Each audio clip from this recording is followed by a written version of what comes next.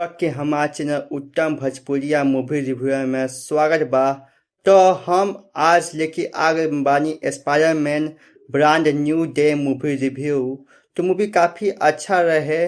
Movie के अंदर जो बा न एक्टर्स पीटर पार्कर काफ़ी अच्छा एक्टिंग करे बान। वो हॉलीवुड के एक्टर हवन और मूवी भाई हॉलीवुड के ही रहे और काफ़ी मज़ा आयल देखे में।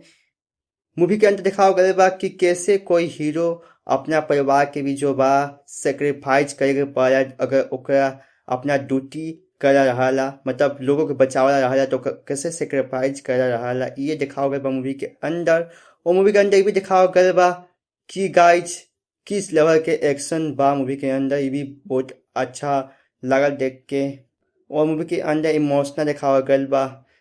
असल में मूवी के थोड़ा सा कहानी इस टाइप के रहे कि एक विलन रही जो कि काफ़ी ज़्यादा खतरनाक रही। वो एक बार में सबके कंट्रोल कर लेत रही, लेकिन स्पाइडरमैन जो बार न वो पकड़ ना पाओ तहन वो विलन के लास्ट में पकड़ लेवलन। लेकिन उनका जो बा ना गलत फैमिली हो जाला। असल में वो लड़की जो बिया वो विलन ना रहलिया, कोई और रहला जो कि हम आप लोगों के ना बताएं।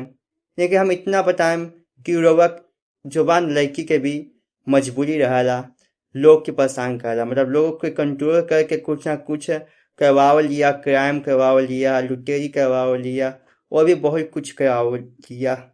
जिसका पता लगावला स्पाइडरमैन हमार जुबा निकल जाएला और पूरा शहर शहर हवा में उड़ते हुए वो जो बा ढूंढे लगला वो लड़की के।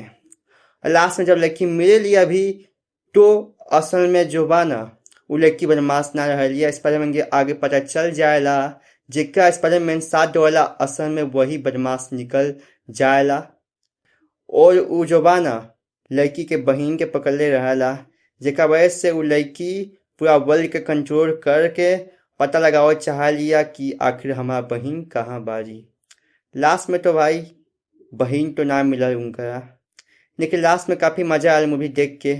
हमारा लागत है कि आखिर मूवी में चला का बा, लेकिन मूवी के जो बा ना काफ़ी अच्छा कहानी बा और मूवी के ग्राफिक भी बहुत ही मस्त बा। तो आप लोगों के जाके मूवी देखे के चाही, काफ़ी आप लोगों के मज़ा आई मूवी देखे में, जाके देखी जाना। कितना इंतजार करम, मूवी अच्छा बा, डरी जा मत, मज़ा आई। हम तो हिंदी में देखनी है, वैसे तो मूवी जो बा इंग्लिश में आए रहे, लेकिन हम हिंदी में देख लेनी है जुगाड़ करके। तो आप लोग अभी जुगाड़ करी जाओ, जाके देखी जा, इंतजार मत करी जा। क्या कि ये जो मूवी बा ना, जो भी मूवी बनेला बॉलीवुड हॉलीवुड या साउथ, काफ़ी अच्छा मूवी बनेला। बस आप लोगों के समझ ले बा मूवी। अगर आप लोगों के समझ में नहीं आवत तो वो मूवी बेकार लगेला, अगर समझ में आ जाए तो आप लोगों के काफ़ी ज़्यादा हिट लगी। तो मूवी के अंदर कहानी अच्छा बा। आप लोगों के जो बा ना स्वाद बा में इरिटेटिंग लग सकेला कि ई चलत का बा, लेकिन जैसे जैसे आप गहराई में पहुँचे मूवी के, वैसे वैसे आप लोगों के काफ़ी ज़्यादा मज़ा आए देखे में मूवी।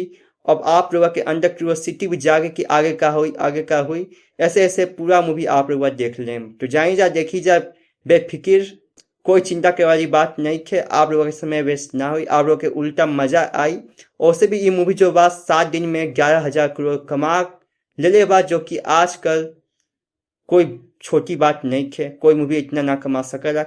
और भाई ये इंडिया से भी कमाल बा 1,000 करोड़, तो काफ़ी अच्छा बात बा। तो जाके देखी जा, मज़ा आई आप लोगों के। तो आज के लिए इतना ही बा, अगला वीडियो में फिर मिलम, चली गुड बाय।